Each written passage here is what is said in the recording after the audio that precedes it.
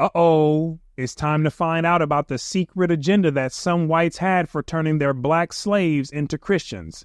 And we're also going to find out some of the numerous benefits that they realized for getting them converted into Christianity, which didn't have anything to do with the blood of Jesus.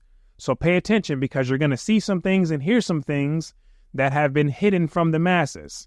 Now, for us to deal with this secret agenda, we're going to go into the book right here. It's called How to Make a Negro Christian by Kamal Makesi Tehudi. And in this book, he provides his commentary on the writings of Reverend Colcock Jones's book called The Religious Instruction for the Negroes, which was written in 1842.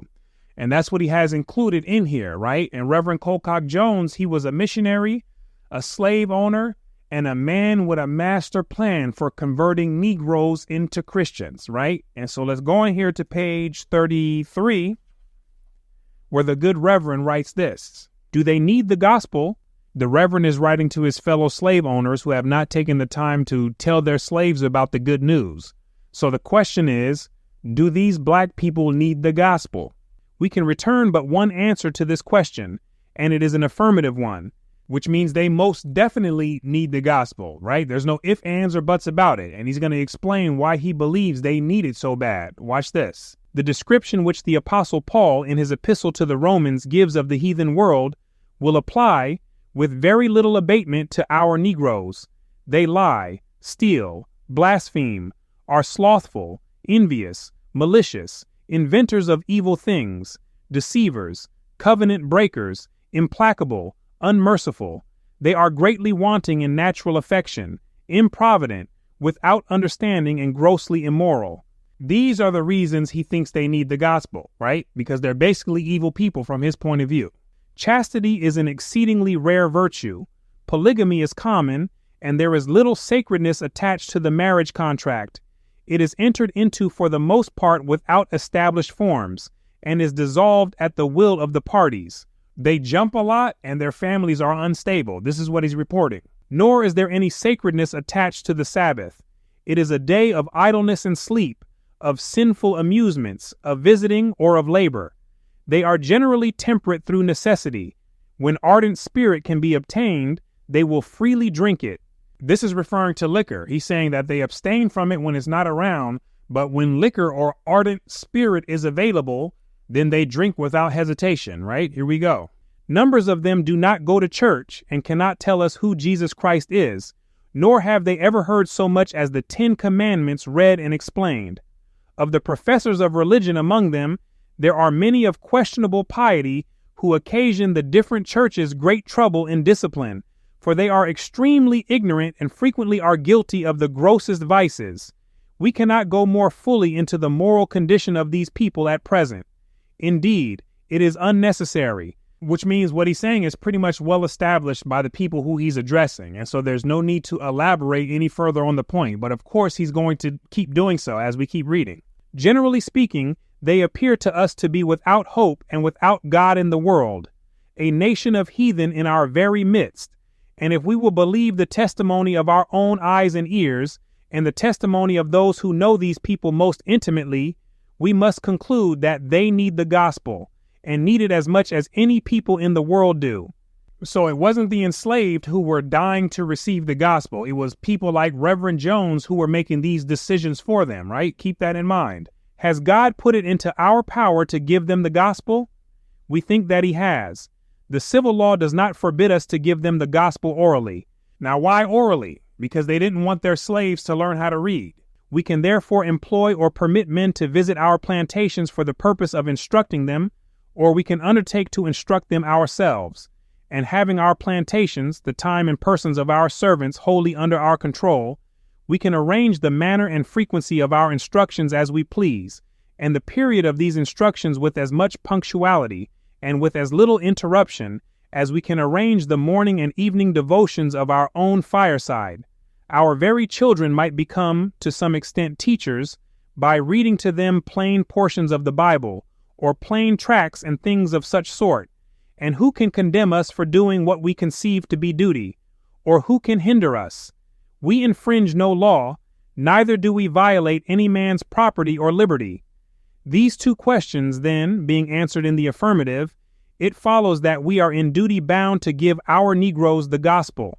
Why is he writing our Negroes? Because he was a slave owner, and he's talking to other slave owners as well, and Negroes were their possessions. Hence, our Negroes, right? Here we go. We are bound to give them the gospel by humanity. Were we to see a sheep fallen into a ditch, we would lift it out. Were our ox famishing in the stall, we would loose it and lead it away to watering.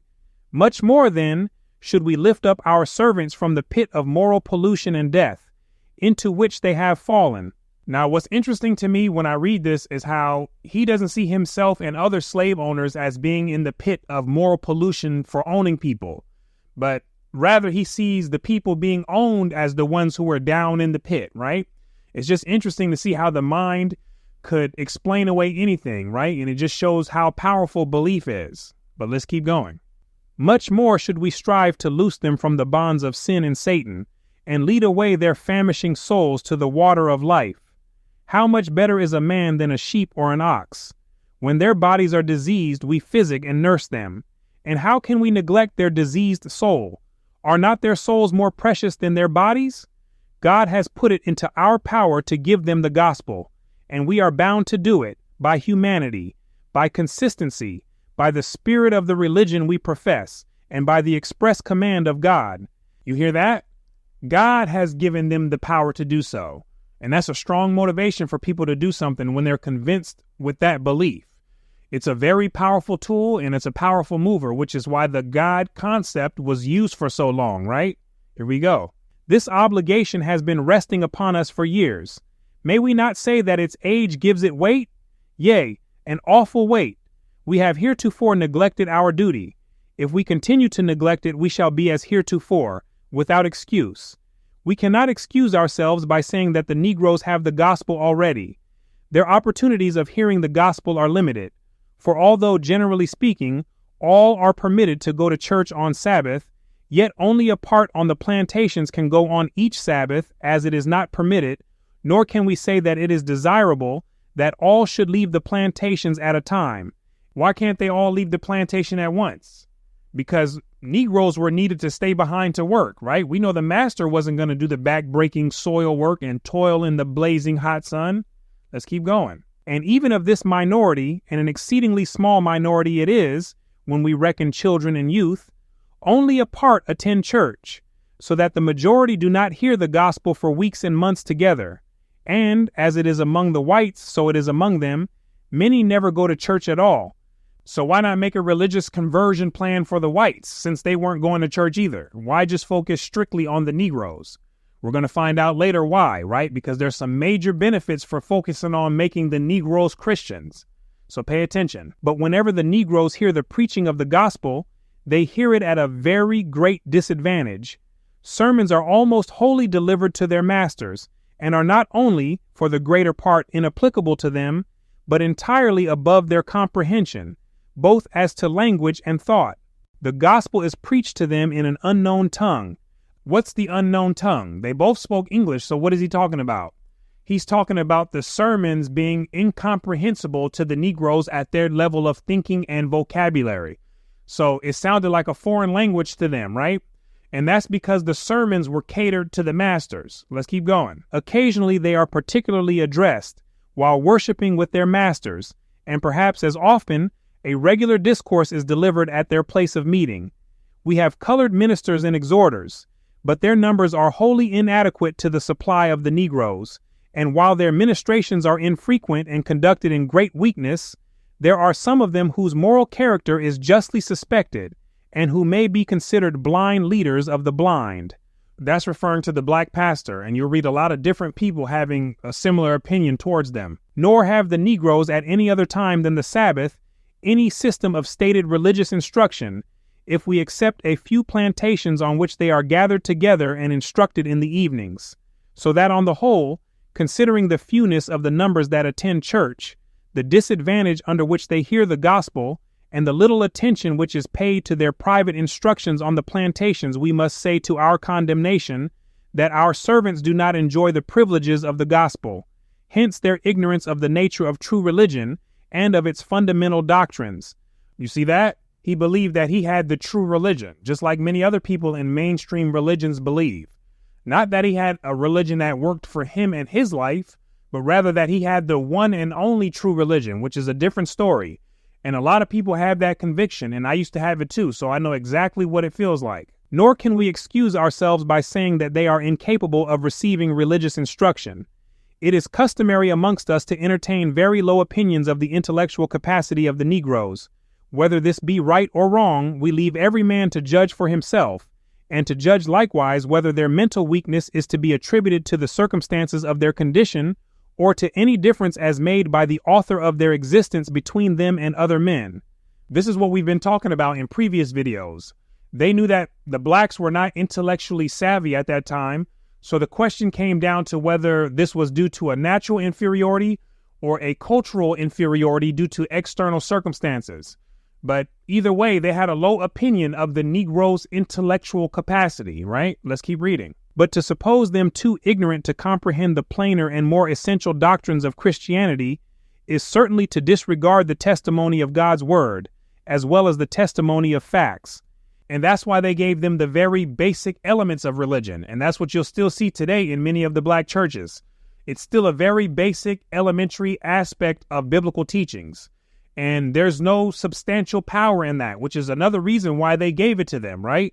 Let's keep reading. It is said that God is no respecter of persons, but in every nation he that feareth him and worketh righteousness is accepted with him. And again, that he hath made of one blood all nations of men that dwell on all the face of the earth. What then can be plainer than that all men have one common origin, and that all are capable of exercising proper affections towards God? And this necessarily implies a capability of understanding the divine law, no matter under what dispensation of law they live, whether natural or revealed. If it be allowed that the Negroes are men, then these things are true in regard to them, and thus by the word of God does it appear that they are capable of understanding the gospel, the very elementary aspects of the gospel. The God loves everyone, Jesus died on the cross, those who believe will go to heaven. This type of basic doctrine that's easy to understand and doesn't require much thinking or much action from a person, right? This is what he wants to give them. And this is further evident from fact. Are there not colored communicants in our churches who understand and in their lives adorn the doctrine of Jesus Christ? We must believe that their general ignorance on divine subjects is wholly owing to their want of proper instruction, and not at all to any natural defect of mental constitution. It's not a natural defect in their intellectual faculty. It's we haven't taken the time to give them Jesus yet. Nor can we excuse ourselves because the gospel meets with so little success amongst them. The great wonder with us should be, not that the gospel meets with so little success, but that it meets with any success at all. For we have seen that it is not preached to them in its fullness and connection, nor is it preached to them generally, nor intelligibly. So it needs to be dumbed down. And we have also seen that the Negroes are extremely ignorant and vicious, and, like other men, they naturally hate the light. From the first introduction of these people into our country, they have been neglected. They have lived and died without the consolations of religion. They have worn out their lives to furnish us with the necessaries and luxuries of life. They have supported us in ease and fullness. And yet, after they have thus communicated to us of temporal things, we have ungratefully failed to make them partakers of our spiritual things. So they have made our lives very easy, and we have failed to give them a little bit of this Jesus that we know about. Are they debtors to us, or are we debtors to them? Let the conscience of every man answer. The religious instruction of the Negroes properly devolves on us, their legal owners, for they are wholly at our disposal. That means we can do whatever we want to do with them. Why? Because we own them as property. None are better acquainted with our laws, our local prejudices, the condition and character of the Negroes than we, and consequently, none are better able to devise and carry into effect unexceptionable systems of instruction. Now, there are a number of our fellow citizens who feel deeply for the spiritual welfare of their servants, but have been greatly at a loss to know what to do. No system of instruction has been proposed for their adoption, and they have felt a delicacy in coming before the public with anything of their own. But it is time to adopt some plan of instruction, And guess who's not part of making this plan? Yep, you guessed it. Negroes. Our duty is plain. Our servants must have the gospel.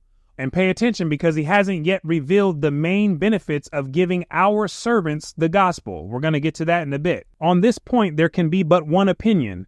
But what shall our plan of instruction be? Before we proceed to answer this question, we should take into consideration the character of the people and the sort of instruction which they need. And what kind of character do they possess? They are an ignorant and wicked people, from the oldest to the youngest. Hence, instruction should be committed to them all and communicated intelligibly. Watch this. And that it may be impressed upon their memories and good order promoted amongst them, it should be communicated frequently and at stated intervals of time. This is going into the conditioning of the mind through repetition.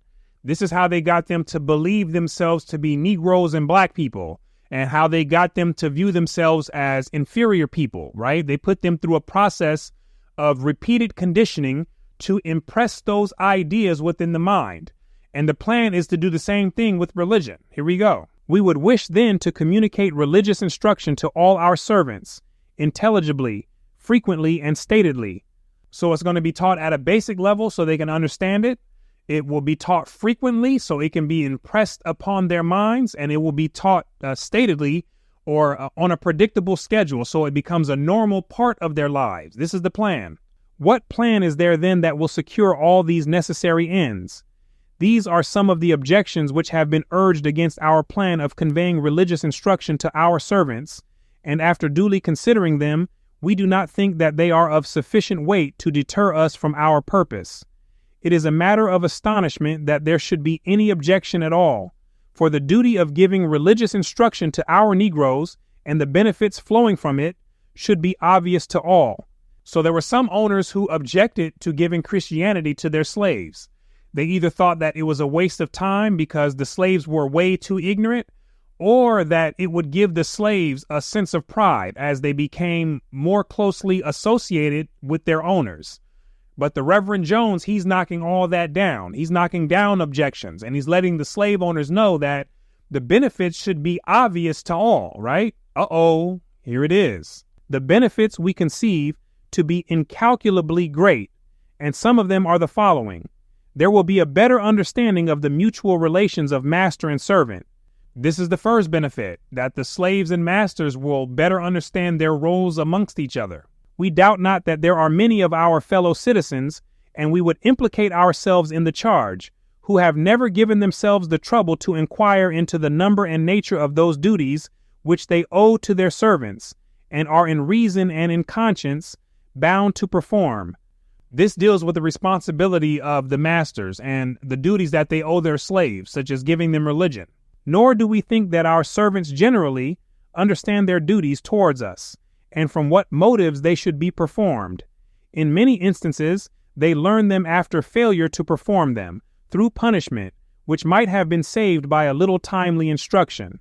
This deals with the slaves not properly understanding the instructions from the masters, and then being punished afterwards instead of being properly instructed beforehand. And although the relative duties of master and servant are so important and are so often insisted upon and defined in the scriptures, we do not recollect ever to have heard a sermon from the pulpit concerning them, meaning the owners have not taken the master-slave relationship outlined in the Bible and used that as a reference for indoctrination from the pulpit, right? That's what he's saying, that there is a useful tool right before their eyes, and they haven't made use of it. And this is what he wants to use the tool for. Watch this. There will be greater subordination and a decrease of crime amongst the Negroes. The key word that tingles a slave owner's ear is subordination. Great subordination, meaning that the slaves will be much more willing to be obedient to the will of the masters. Pay attention. It is well known that slavery existed in the Roman Empire during the life of Christ and his apostles, and that many slaves became converts during their preaching. It appears that they did not interfere at all with the civil condition of the slaves, nor pass any opinion concerning it, but preached to them the plain gospel which is limited to every class and condition of men, and inculcated the duty of obedience in a very high degree. So the religious preacher did not interfere with the system of slavery, nor the slave's status. They just taught the gospel and inculcated or impressed in the slave's mind a high degree of obedience. And how did they use the tool in the Bible to do so? The following passages will suffice as a specimen. Servants, be obedient to your masters according to the flesh, not with eye service as men pleasers, but as the servants of Christ, doing the will of God from the heart. That's Ephesians 6 verse 5, coming from the hand of Paul, or a writer claiming to be Paul, whichever it is, and giving these instructions as the spokesman for the Lord. Let's get some more. Servants, obey in all things your masters according to the flesh, and whatsoever ye do, do it heartily as to the Lord, and not unto men. That's Colossians 3 verse 22. And what greater tool for a master than to use these verses to instill obedience into their slaves? Let as many servants as are under the yoke count their masters worthy of all honor. Everyone that's owned by someone needs to respect their owner. This is how he's interpreting this verse, and he's using it to justify slavery and to instill obedience in the slaves. And this is what he desires to impress upon the minds of our Negroes. Let's keep going. And the Apostle Paul commands ministers to exhort servants to be obedient unto their own masters and to please them well in all things, and other passages of like import, which anyone may see for himself by consulting the New Testament, particularly the epistle to Philemon, where it appears that the Apostle Paul sends back Onesimus, a runaway slave, to his master. It will be noticed that obedience is inculcated as a Christian duty, binding on the servants, and thus the authority of masters is supported by considerations drawn from eternity. He's saying that obedience is an indoctrinated Christian duty and is supported by examples and divine principles from long ago. Now it would be a prime object with the teachers to tread in the footsteps of the apostles. Will the authority of the masters be weakened by instructions of this sort? No, it will be strengthened. And we believe that their authority can be strengthened and supported in this way only. For the duty of obedience will never be felt and performed to the extent that we desire it, unless we can bottom it on religious principle. We can never get our Negroes to do exactly what we want them to do unless we bring out the tool of religion. We need to make obedience deeper than a social obligation. We need to make it ordained by God, right? That's what he's talking about. And guess what? The Negroes had no clue that this was happening behind the scenes, right? They didn't know that people were out there plotting on their minds and engineering their consciousness like we're seeing right here and like we're reading about, right? I want you to think about that because it's very important. Now, when you read this book, he has 6 benefits in here that he talks about. And the most practical of those benefits were the first 2 that we talked about in this video, right? He doesn't get to the actual saving souls and converting Negroes, right, and getting into heaven and all that until the very end, right? Those are last on the list. But he's presenting it this way because he's talking to slave owners who were essentially running a business. So he had to make it make sense practically for their operations. And if he would have just presented it as saving souls without the subordination, then I'm quite certain that most of the slave owners would not have entertained this. But because he led with obedience and subordination, I'm sure a lot of the owners' eyes popped open wide, right? And they took this into consideration. And so this is some of the secret history behind making the Negro consciousness, right? And I want you to think about this. And I want you to understand that these people were purposely plotting on the Negro's mind, right? And this should raise a lot of questions for those who have the intellectual capacity to understand. And so right now, I want to thank you for watching all the way until the end. My name is Brooklyn St. Michael, and I'll see you in the free world.